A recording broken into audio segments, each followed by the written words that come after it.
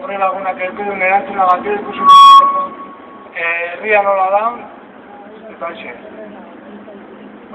Espainiar gobernuak temati esaten du, esan du, behin eta berriz, urtarrilaren 28an bihar, pentsioen murrizketa latz bat onartuko duela. Punturik ezagunena, erretiroan hartzeko adina, 65 urtetik 67 urtera ateratzeko asmoa da. Baina ez da bakarra. Murrizteko beste modu batzuk ezarri nahi dituzte. Urtarrilean eskiztea, kotizaziopeko, pentsioa jasoa izateko, edo eta pentsio berrien zinbatekoak zeiztea.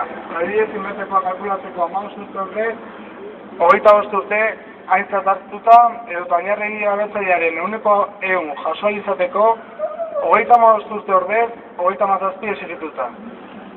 Aldaketa guztiek helburu bera dute.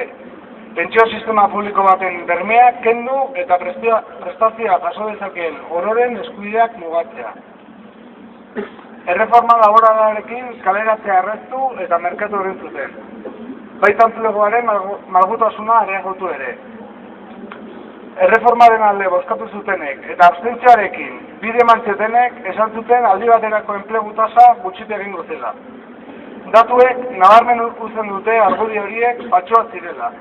2010an erregistratutako kontratuen 13%, hau da, aurreko urtean baino gehiago aldi baterakoak izan ziren. Baina hauen harritzeko. Iaz, ekainaren 29ko greba ditu genuenean, arrazoi genuen, orain bezala. Pentsioetan egin nahi duten lapurreta gezurrekin zuritu nahi baitute. Aurreko pentsioen erreformak zuritzeko erabilizituzen gezur berak. Orain hartu nahi dituzten erabakiekin, are gehiago okertu dute emakumeen, gazteen eta imigranteen egoera. Pentsioa izateko aukera eragotzita milaka eta milaka pertsona erritero saririk gabe geratuko dira. Batik bat, emakume eta etorkinak. Izan ere, neurriokin katerik handiena kolektiborik prekarizatuenek pairatiko baitituzte. Herritarren pobreza orokorra eratzen ari da. Dagoeneko, kezkatzeko izanik gure herriko pobreziaren presentzia gero eta handiagoa.